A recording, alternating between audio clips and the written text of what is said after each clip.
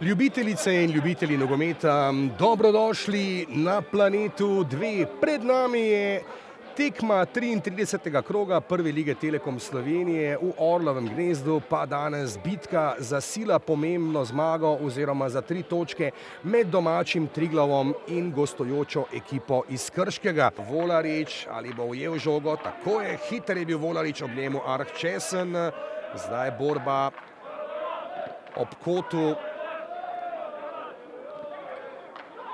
Strel proti vratom in ostaja 0:0.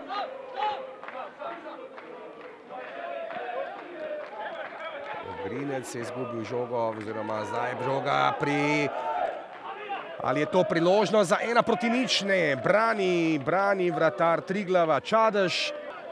Gre pa za produkt nogometne šole Krškega. Mlakar pred gol in kaj je tam zdaj zapravil Crnov? In za vstop Medelito zaenkrat najbolje kaže ljubljanskemu Bravu, ki ima 3 točke prednosti pred in gol! David Tijanić pa dosega gol za vodstvo Orlov. Triglav vodi 1:0 z golom Davida Tijanića. Lepa kombinacija zdaj Tijanića. Crnov uteka brez prepovedanega položaja. Crnov in 2:0.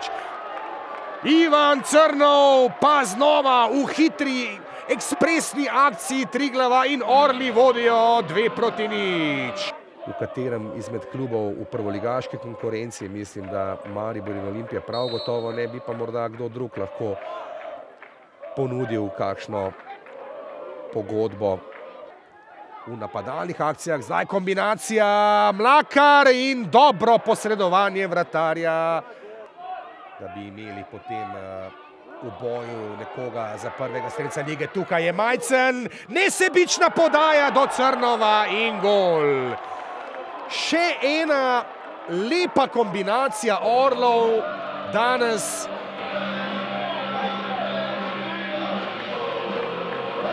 Postavil je žogo lepo Dalibor Volaš. Ja, vprašanje je, kam bo nogometna pot v njegovi, če bi lahko rekel, nogometni jeseni, vodi zdaj tega golgeterja. In le gol tudi v mreži kranjskega Triglava. Luka Vekić se je vpisal danes le med strelce in tako poskrbel vsaj za častni gol. Podaja.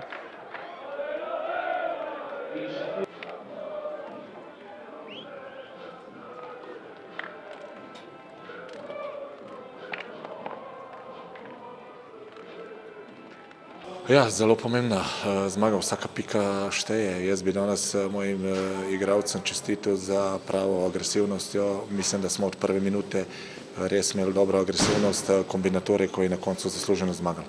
Takva je utakmica bila da je Triglav puno više želio nego što smo mi. Kao da nismo imali motiva, bilo je tu nekoliko i mladih igrača koji su igrali od početka ili nismo imali previše izbora. Dali smo šansu nekime koji nisu nikad igrali. Naravno, svaki poraz boli.